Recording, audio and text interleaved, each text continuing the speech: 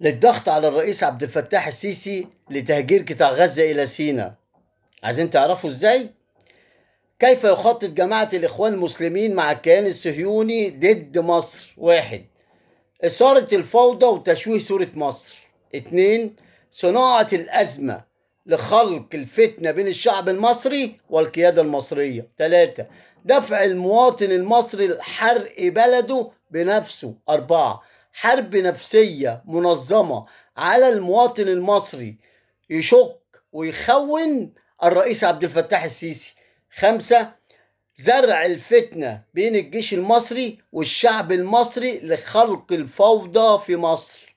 وعشان كده انا بقول يا مصريين خلي بالكم من فتن الاخوان وكذب الاخوان، ونحمد ربنا على الرئيس عبد الفتاح السيسي انه موجود معانا والجيش المصري والاجهزة الامنية. تحيا مصر، تحيا مصر، تحيا مصر.